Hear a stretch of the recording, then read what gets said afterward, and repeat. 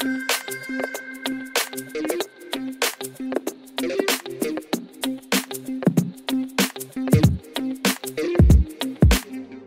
up, everybody? This is Jason. And I'm Joy. And this is the Fly Paper Podcast, a podcast for conversations that stick. Because sometimes it gets sticky. Today, wait, Joy. What? Happy New Year. Happy New Year! Oh, yeah. It is like 2020. Oh, yeah. It is a new year. 2020. This is our 2020 episode. Confetti. All over confetti. I'm going to be 30 this year. That's a thing. I'm excited about it, though. You should be. Dirty 30. No, people don't make it to 30. A lot of people don't make it to 30. Like, for real. So that is a good thing. But God, if it be your will. Well. So, in this episode, Joy, what are we stuck on today? What are we talking about? You know what? Given that it is a brand new year, it's 2020. Shout out to the 1990 babies. I'm a 1990 baby. You know, we get excited every, decade, every 10 years. You know what I'm saying? So 2020, it's all about, the goals that we're setting, our New Year's resolutions, and what we're going to do this year. That's what it's about. So it's funny when we talk about resolutions. First, can you guess what are the most common top 10 New Year's resolutions every year? Lose the weight that you gained in the years prior. Look, the year, you just talking about Thanksgiving and Christmas, yeah, right? like legit, the season prior. Like right. Drop whatever weight you picked up. Right. Try to get summertime fine. Right. Well, what they say, the beach gonna get whatever body I'm bringing. Hey, that's gospel right there. I'm just saying. Okay, so number 1 is exercise more. Number 2 is to lose weight. Number 3 is get organized. Number 4, learn a new skill or hobby. Number 5, live life to the fullest. Number 6, to save more money or spend less money. True. Number 7 is to quit smoking. Okay. Number 8 is to spend more time with family and friends. Number 9 is to travel more. And the number 10 thing is to read more. And I say all that to really ask you, Joy, have you ever made a New Year's resolution? Is that something you do every year or something? Yes, I am sis. Sis is me. Yes, that is I have made.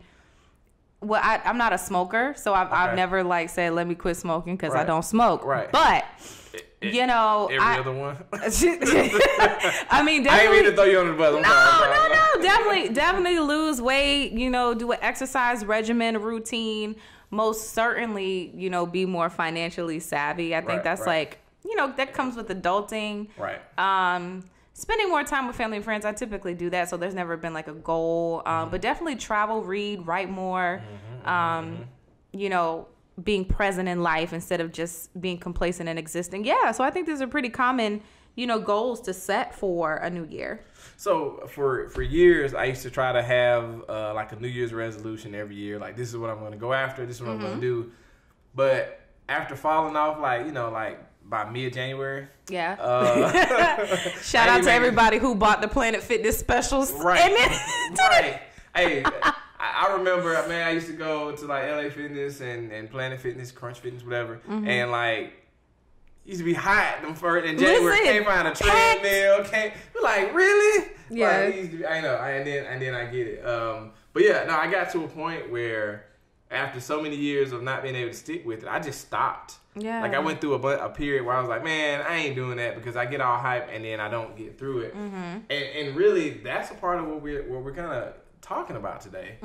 Because the question that we got to really ask ourselves is, it's not an issue of do we have something we want to achieve, right? We all have something that we want to happen this year that maybe didn't happen last year or just something that's on our radar.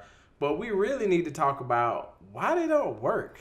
What do you think are some of the reasons that we don't get from wanting this to happen and to seeing it realized? Oh, well, there's so many stuff that can derail. I think, honestly, the main thing that has the most impact, I think, that we don't think about until later is our mindset, especially as people who live in the States in the Western Hemisphere, we got a very stylized way of thinking about things. We're trend people, right? Yeah. We like trends. So I think, for us and for a lot of generations before us, New Year's resolutions has been a trend. It's something that we think of that's inevitably temporary.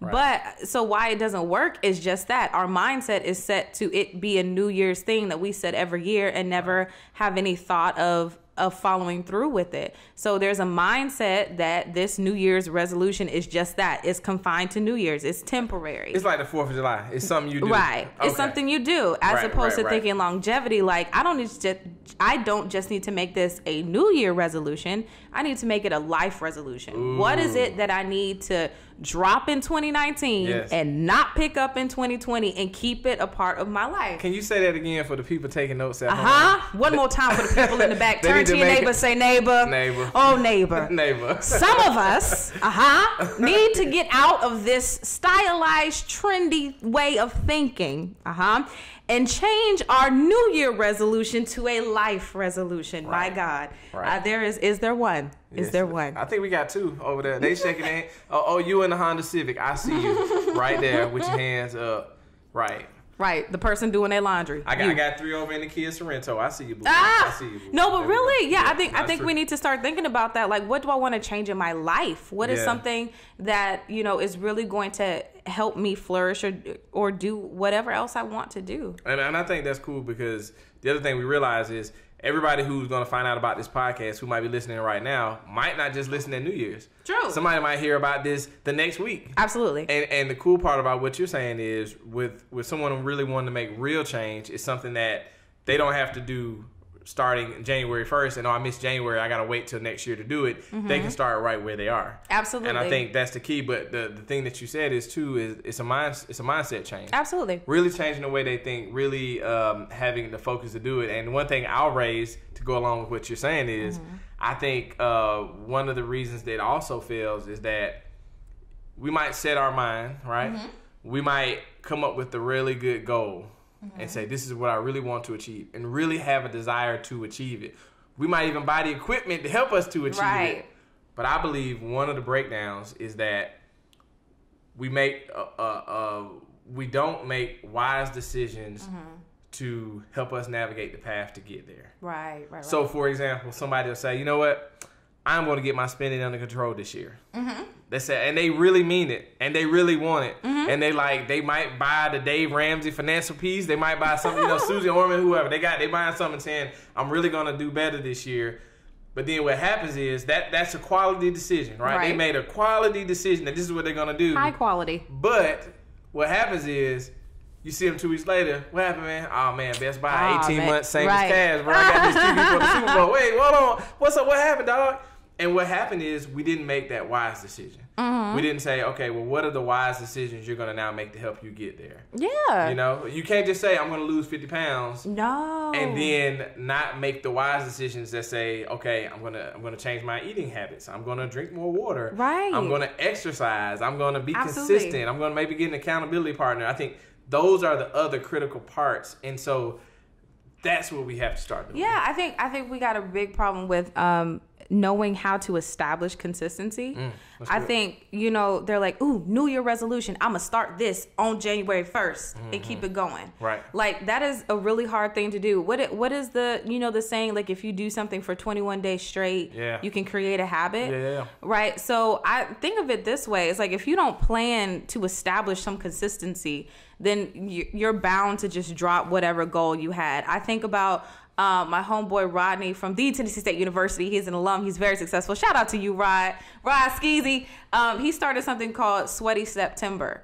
And so it's a thing that people do in community, and they start their fitness goals in September. So by New Year time, they've been working out for 100 days. Right. And so now it almost feels like, you can establish some consistency because you've already been working on it. That's good. You can meet those fitness goals, starting, if you're tracking it starting in January, because you've had enough time to build up your endurance and your strength and your stamina and all that.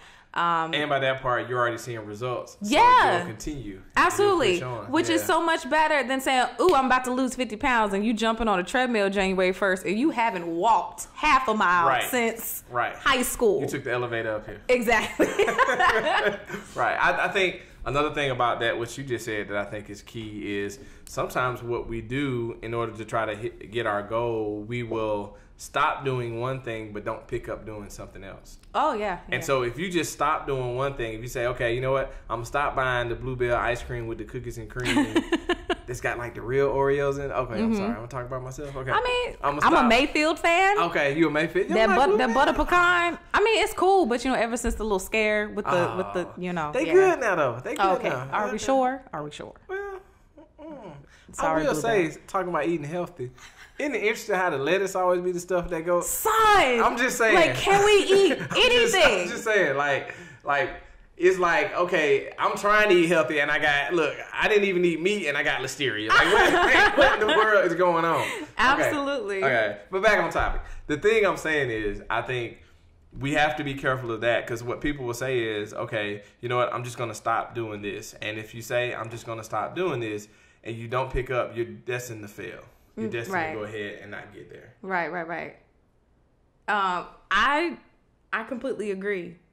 But then, you know, sometimes a shift just hits you. Like, for instance, I had a very traumatizing dream last night, like real life. I had a dream that I was trapped in a like slaughterhouse, like an animal slaughterhouse for like meat packaging. What in the Peter mess? I don't know. For real? It was bad. Like, it was bad. Like, I was like vivid. Like, yes, like vivid. There were were you people with the hacking. Animals? Yeah, like I wasn't an animal, but I was lost in like the thing where they are. Yeah, and like these people were just hacking away at these animals, and like there was all these animal noises. And I woke up. Today for lunch. I went to Celia's Raw Reality.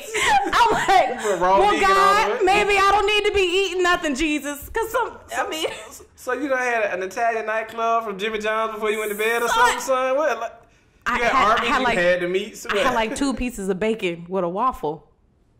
Kid you not. So sometimes maybe your goal setting can come about with a shift in the atmosphere. I don't know, but for me, okay. I mean, somebody may be out there and it's like, no, I switched up a goal and I just did it cold turkey. Yeah. I mean, I don't know if I'm going to be vegan. I might be vegan adjacent for a little bit because that really did traumatize me. I was going to say, you dreamed that you was in the slaughterhouse. Son, yeah. No, it was bad. Like, did you have an animal come and say, why you eat me or something like that? That didn't happen? No. Too far? Okay. No, it didn't happen, but it was very traumatic for me. And so, but I think there's something to that though, because maybe something else that helps us plan is really like taking something from an experience and really like understanding what that experience was supposed to teach you. Yeah. So maybe that gives you more motivation to be, you know, consistent with your goals, maybe. Yeah, and I would say even with the thing about goal setting, one thing that can't be overlooked is the power of having accountability within that. Oh yeah. So here's the thing, like if you have a goal, one, tell people who are gonna hold you accountable because you know what we do. I'm like, I can't tell because I know this person gonna think they drill sergeant junior and be hitting me up like, you ate meat today? Did you, did you get those steps in? Did you hit it? And so, but seriously, if you want to get the goals, that's what's needed. And here's the thing. The reason the personal training, the boot camp places and all that, the reason they work is because you actually have accountability that's pushing you to get there. And all you got to focus on is just doing the work, Mark. Yeah. You know, making it like the hard part for you is to show up. And once you show up, you can get there and do it. And so a part of this is encouraging you if since those are some of the most common goals, if it's losing weight, if it's exercising, if it's dealing with finances or money or whatever, know that the cool part about living at the time that we're in right now is the information that you need is out there. Even if you say, hey, I'm listening right now and I don't even have a gym membership, you know what we do? We got a smart TV at the house. If you don't have a smart TV, get the little HDMI cord, plug it into your laptop or your phone, whatever. Put it on the TV. But on YouTube, they have workouts on YouTube that are on the screen that you can work out with the people. So there's no excuse for you to not make it happen if that's something you truly want. And then here's the one more thing I'll say before you say what your thing. The other thing I'll say is start with just one goal. Okay. We spread ourselves too thin, I think, sometimes. Oh, yeah. We say, man, these are the 5 things I want to do in 2020, and that's cool. But I'm going to argue and say, okay, let's just pick one first. Because I think in the same way we talked about creating habits and creating momentum, I think if you just get that one and you knock that out, then you're ready to go to the number 2 because you're riding a wave, of the motivation or whatever. So pick one. And sometimes you can work it backwards by using the one that's the low-hanging fruit. If there's one that's achievable, more achievable than the others, like you say, okay, again, it's going to take you most of the year to lose 60 pounds, right? True. So if you say, okay, starting off, I got to go to just be consistent for the next 3 weeks. For the first week, going to the gym every day. Then do that. I don't know, somebody's sitting there like, why y'all keep talking about exercise? I'm working on my stuff. Because that's what everybody goes for, man. That's it, man. And the thing is, consistency is the key to your breakthrough. I truly believe that consistency is sometimes that missing key. When we look at our goals, I think the 3 enemies to us being able to be successful often are complacency, procrastination, and laziness. Let me say that again. One more time. Complacency, procrastination, and laziness. And I think we have to fight against it because it's going to be there waiting on you. Yeah. You have every opportunity. And then when you set your goal and set your little schedule, stick with it. Yeah. How many people have said, you know what, I'm going to get up in the morning and work out. That first morning be great. That second morning, cool. There's a window of grace for you to get up. And it's like, man, warm, cuddly bed. Do I really want to get up and do this? And then here's the lie you tell yourself. You know what, I'm going to do it when I get home from work. No, you ain't. No. Nope, it's not going to happen. No, because most of us, you're going to get home, you're going to get to doing something else. You might need to catch this new show on Disney+. Right. Mandalorian's pretty good. You might need to catch something that you watch on TV. The game is on, whatever. Yeah. Next thing you know, you're tired. And you're not finna work out. Right. And then the cycle continues again. You got kids. They need dinner. Right. And so if you say, hey, this is what I'm going to do, we want you to stick with it. And start with those little goals. What you got, Joe? I mean, I think make it fun. Yes. Make it fun. Some of the time we slack off because it feels like too much work. But working out doesn't have to be going to a gym. It could be going to a dance class. It could be, riding your bike around the belt line. It could be all this kind of stuff. Saving money doesn't have to be like this incredibly strict, I think about like Agatha Trenchbolt from like Matilda. Like I imagine some very menacing looking principal with a riling crop, like, get it together. But it doesn't have to be like make it a competition with your friends. Like, can you put away this much? Can you put away that much? That's good. I like to have little reminders that I can visibly see every day. So write on your mirror while you're brushing your teeth, like you can do it. And really, if you can create a habit like in the first 21 days, it really does become a habit. But I think the 21 days, and this is the only thing I say about that, I think it's too far out. Meaning, we got to break 21 down to say, just do it for the first 3 days, then do it for 3 more days. Because 21 is like, you good, but even if you do the first week, sometimes by day 8, you like, because there's that first thing of your body reacting, or that first day where you really don't want to be here. Yeah. I mean, that's the reality of it. I feel you. And so I think when we talk about being at that place of just like, man, I don't want to do it. This is not, this is not how I feel. Being able to push past that, I think is key. I think that's one of those things that we have to talk about. The other thing I would say too is, as you're going through, try to track your progress. So if we're talking about weight gain, if we're talking about weight loss or whatever, the thing about weight loss I would say is one of the things that for me helped the last time I really worked and started to really do it was I used MyFitnessPal, and I know there's 100 of those, and they're not sponsoring us, so you don't have to use them. I'm just saying, for me though, I use that where you track every single thing that you consume in a day, and then even your exercise or whatever. And again, I know there's tons of apps that do that, but that just happened to be the one that I use. And so when I use that, it helped me to really be more consistent, to really be at a place to say, okay, I know what I'm eating, I know how much I worked out. And what was cool was if I ate like a lunch and then I went to work out, I get to subtract those calories from the working out. So it helps you to stay on task. So for me, and again, that's not everybody's thing. Cause like Cindy, for example, my wife, that would drive her nuts having to track every little thing that way. But for me, I'm like, I like seeing the little incremental process. So for me, I think that was great. Yeah. Well, something else that's cool is, rewarding yourself. Oh, that's good. So, so obviously if you're trying to lose weight, don't reward yourself with a cookie or brownie or cake or pie. So you gotta watch how you celebrate. Watch how you celebrate. I got them first 5 pounds down, and let me go get some piece of cake. That's not the way you need to celebrate. Rewarding is not cheating yourself. It's literally rewarding yourself. That's good. So do something cool, do something fun, and be prepared for the change, right? If you're working out, your body's going to feel different. If you're trying to not spend as much, your lifestyle is going to be a little different. So just prepare for that change. Yeah, I posted something recently on social media where I was saying that, one thing we have to do is we have to celebrate the little wins and the small victories. Oh, yeah. Because often our success is not in the huge wins or the huge leaps that we take. Those happen. But usually it's in that day in, day out, taking one step at a time, putting one foot in front of the other, keep trugging along. It's really, I feel like the journey that helps us to get there is found in us just kind of being faithful. Yeah. And just kind of sticking to the plan. Yes. And just kind of staying there. And I think that's the part that we have to do it. And we have to do. And so as you go through that, that's what we're encouraging y'all to do, to really not just hear this and be like, oh man, you're right, Jason and Joy, I hear what you're saying, but no, what's your next step?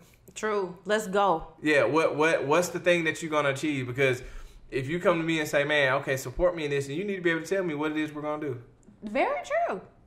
You gotta tell me. One of my mantras is be like Dory. You know Dory from Finding Nemo? Oh, yeah. Just keep swimming. Just keep swimming. That's it. Just keep swimming. What do? We swim. Y'all don't know that part from Finding Nemo? Am I the only one that remembers that? I'm with you. I ain't want to cut through the sound. I'm with you. I'm right there with you. I got a little one, so I'm right there with you. Keep at it. Yep, keep at it. You're not going to be able to run a 5K the first day. You're not going to be a millionaire like in 2 days. Right. And that's the thing. They have to be realistic. Yeah. When you set your goal, you have to be realistic. But realistic doesn't mean you can't get to certain places. Absolutely. Right? So, matter of fact, we have a friend of ours. There's a friend who went to school with Cindy. And I remember she posted, this was some years ago, but there was something online, and I'm sure it's still there, that says couch to 5K. And so she wasn't a runner. I love that app. You know what I'm talking about? I love that app. So I didn't even heard of that. And so she was that was when she started running. And I think she's done like half marathons. Oh yeah, it's so good. It's a coach that tells you run, slow down, walk, jog. It's cool. It's so good. It's so effective. I highly recommend that app actually. Okay, so I really do. Couch to 5K. So there you go. Couch to 5K. If you want to run, if you say, man, I've been trying to get it going and get in gear. And I wanted to circle back to something that you said that I thought was good. When you said make it fun. Yeah. So for me, last summer, something I did was, so I got these, I think I got like my dad's knees. I got these old person knees from all those years of sports and all that for no reason. And so, I was starting to get the old man aches, like I got to the point where like even like more so than the shoes being fly, they got to be comfortable, kind of a deal. I'm that guy, and so it took me a while to find some shoes that I could absorb, because for a while, unless I was on grass or something, I couldn't run on concrete, because the next day my hips, my back would just be all whatever. Stop laughing, whatever. It happened, and so I finally found some that I could really run in and not have that issue. But what I found was I was talking with somebody, and I know what it was. We went to the Silver Comet Trail. What's the place in Atlanta? The Beltline. We rode at the Beltline and we rented bikes. And had a little Lucy on the back and a little trailer, and we went just riding. I was like, man, this is great. Yeah. And my knees didn't hurt. Yeah. Because I'm pedaling the whole time. So I went and got a bike. Nice. And again, I'm the black car coward, so I got one on Facebook Marketplace for the low. Of course you did. Hey, ain't no wrong little marketplace. Little marketplace, little Amazon Prime. Ain't nothing wrong with that. Right. So I got a bike, and I went to the Silver Comet Trail. Silver Comet Trail, for those who aren't in Atlanta, is this long bike trail that's a paved pathway. that goes literally from part of, like, I guess, northeast Atlanta all the way to Alabama. Like, if you keep going, this is one of those. And so I went out there, and Cindy was like, yeah, go ahead and go. I get out there, and I didn't keep in mind that however far I got to go, I got to come that same distance back. So from, like, couch to 5K, so from couch to get on this bike, I rode 10 miles. And then realized I had to come back to 10 miles. That's 20, bro. I was almost to the car. They have markers along the way, and I was at 0.6 back to the car. And I got Charlie horses in both legs. Oh, man. And it was so bad. All I had to do was I stood up. I stood up on, like, I pulled to the side and just stood up. But, you know, like with your quads, that's flexing the muscle. Yeah. But then my hamstrings are tight. I couldn't sit back down. And so I was just sitting there like, locked up. And this old guy riding a bike came by. I said, son, you all right? I said, I'm good. What are you going to do? But thankfully, I had packed a banana. So that's good. Mustard or banana. Man, ate a banana and that thing just dissolved. But worst pain ever. And so I do it in moderation. So then I started doing about, I don't know, something like about 15 miles a couple times a week, 2 or 3 times a week. But I found something that was fun. I found something that, I hadn't ridden a bike, I don't know, when was the last time, before that first time we went, I had ridden a bike years, but I found something for me that worked. And so that's what we have to do. Find something that's fun, whether it's dancing, whether it is, I don't know, aerobics or CrossFit or whatever your deal is. Get moving, get active, I think, is a way to get there. So Joy, tell me this. What would we say for those who right now have something they want to achieve, have something they've been dreaming about, but they're allowing fear to keep them from really making it a goal and taking that next step? What would you say to those? I would say there's no way that I can answer this without, like, making it a spiritual point. I am a firm believer that to which God has purposed you, you cannot resign from it. So whether you do it willingly, involuntarily, or you do it involuntarily, it's going to happen. But it requires so much on your part. And a lot of it is just taking the first step to do it. There is information out there. There are people out there that is so resourceful. You're given so much vision, so much just ideas. And really, a lot of times is everything will line up. It may not be as pretty as you think. It may not be instantaneous. But, you know, fear is something that plagues us all. You're not the only one. It's just on the other side of that fear is everything that you're wanting. If you can, and fear is such a, like, what's the word that I want to use to articulate here? It's such a foggy, murky thing that isn't even something of it's not of substance. I guess I want to say it's not substantial enough to keep you from what you're trying to do. It's just, it looks intimidating. It's not really intimidating. It's one of those things I heard said once that what happens is really the fear can't stop you, right? But it causes you to stop yourself. Yes, because that's exactly what it is. It's something that looks intimidating enough that it convinces you to be a hindrance to your own self. Yeah, and I'll say this. So if you're sitting there and you're like, man, I've been dreaming about writing this book. I've been dreaming about starting this business. I've been dreaming about going to school or maybe getting this finishing degree or going back or whatever that thing is. Maybe applying for this new career. Maybe changing careers. Yeah. If you've been sitting here saying, man, I've been wanting to do that, and what happens is you tell yourself, but what if it doesn't work? Well, we're here to say, well, what if it does? Yeah. What if it does? And I can't say that one piece without the other side. So, let's say you fail. So what? So what? Because if you fail, what that means is, okay, then that ain't it. So there has to be something else that you need to go after.